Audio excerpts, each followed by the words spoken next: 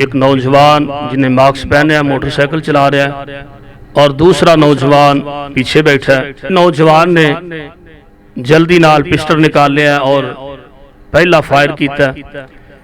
मैं जल्दी नाल पीछे हटिया, उन्हें दूसरा फायर किया।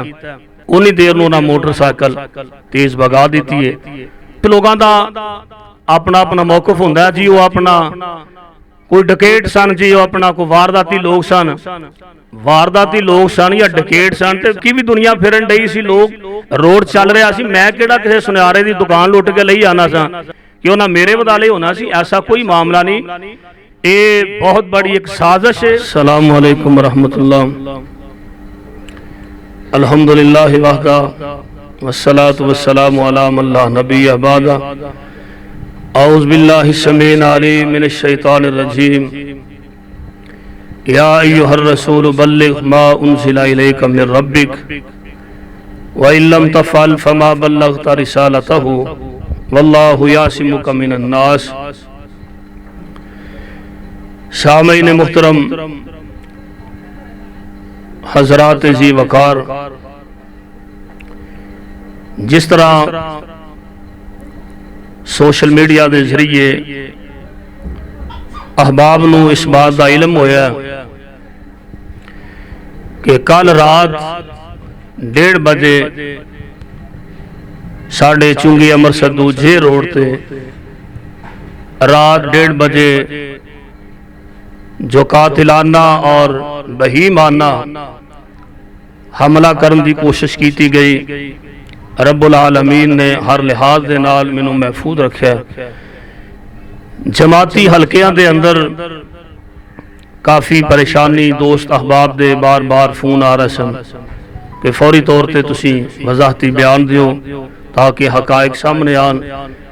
साढ़े मोहतरम हाजी अब्दुल रज़ाक साहब एहसन सिटी सेंटर वाले और मीडिया वाले अहबाब बार बार इशरार कर रहे सन। मैं हुणी थानियों फारग होके कोट लखपत तो पहुंचे और साढ़े मीडिया वाले अहबाब तशरीफ ले आए ने।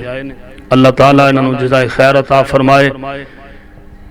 वाकया ये वे कि रात तकरीबन 1:30 बजे कारी शफकत महमूद साहब जो कि जामिया रब्बानिया सल्फिया दे सदर मुदर्रस ने, वो मेरे हमरा सन।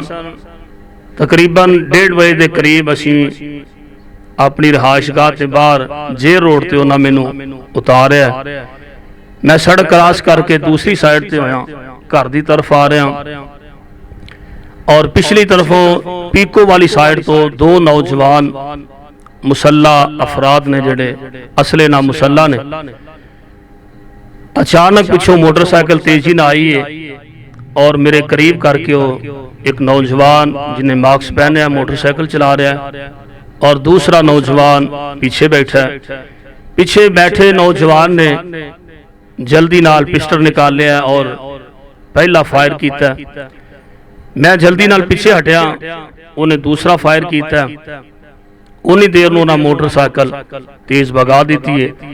मौके ते मैं जल्दी नाल घर पहुंचे। आंदिया नाल मैं साढ़े इलाके दे सदर हाजी खालिद महमूद साहब नूं फौरी कॉल की थी कि यह मामला होया।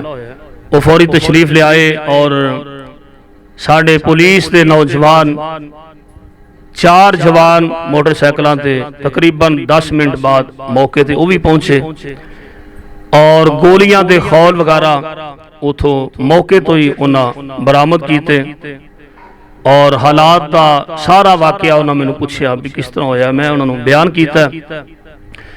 बहरहाल मैं रात गुजरी, उन्हें कही तुसी सुबह आ जाओ थाने तशरीफ लियाओ। हुण साडे भाई सरवर साहब और साडे मोहतरम मलक शबीर अहमद साहब अहबाब जमात, दोस्त अहबाब मेरे हमरा सन। साडे थाना कोट लखपत दे SHO साहब तनवीर पहलवान साहब, उन्होंने नाल मुलाकात हुई है और नामालूम अफराद के खिलाफ उन्हें FIR दर्ज की और पहलवान साहब ने साडे SHO साहब ने मुकम्मल साड़ी पूरी टीम नू ये यकीन दहानी करवाई है कि इंशाअल्लाहुर रहमान रब्बानी साहब चूंकि इलाके च अरसा 18 साल 20 साल तो अल्लाह दा कुरान और प्यारे पैगंबर अलैहि सलाम दा फरमान लोगों को सुना रहे ने। तो असी हमेशा इन्हां वालों अज तक, और मैं समझना कि ये बात तमाम अहबाब नूं पता है, तमाम मुसलमानों नूं पता है कि मेरी गुफ्तगू हमेशा फिरका वरीयत तो बिल्कुल हट के होंदी है। मेरे पीछे अल्हम्दुलिल्लाह तमाम मसालिक दे लोग और तमाम मकातबे फिक्र दे लोग अल्हम्दुलिल्लाह तशरीफ ले आउंदे ने, और हमेशा मैं मुहब्बत दा पैगाम देना। और इहो ही साडे तनवीर पहलवान साहब SHO साहब ने फरमाया कि हमेशा सानू यही खबर मिली है कि तुसी हक दा पैगाम और लोगों को अल्लाह दा कुरान सुनाया है। बहरहाल जिन शर पसंद अनासर लोगों ने तुहाडे ते ये हमला किया, SHO साहब ने मुकम्मल यकीन दहानी कराई कि इंशाअल्लाह बहुत जल्द उन्होंने मुलजमान नूं गिरफ्तार किया जाएगा। और मैनू अपने थाना कोट लखपत के SHO साहब और पूरा उन्होंने अमला इंशाअल्लाह उन्होंने हर तरह का यकीन है, इतमाद है, और मैं उम्मीद रखना कि वो साडे इतमाद नूं ठेस भी नहीं पहुँचाएंगे। बहरहाल अल्लाह ताला ने हर लिहाज नाल मैनू महफूज रखे है।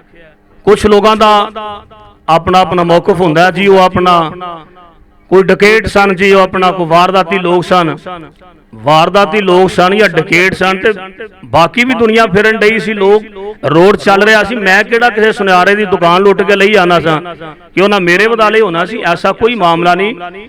ये बहुत बड़ी एक साजिश है, और ऐसे शर पसंद अनासर इंशाअल्लाह ताला बहुत जल्द अल्लाह की रहमत नाल ऐसे लोगों को कैफरे किरदार तक पहुँचाया जाएगा इंशाअल्लाह।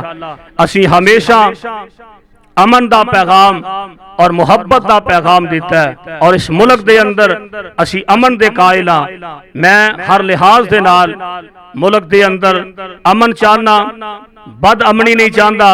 इस वास्ते ऐसे शर पसंद अनासर बड़िया जगह ते मौजूद होंदे ने जो हालात खराब करने की कोशिश करते हैं। और मैं गुजारिश करांगा अपने मुल्क पाकिस्तान दे वजीर आजम साहब नू भी कि उलमाए किराम नू मुकम्मल तहफ़्फ़ुज़ दिता जाए, और ऐसे लोग जो शर पसंद अनासर या फिरका वरीयत फैलाने वाले इन्हां लोगों को फिलफौर गिरफ्तार किया जाए।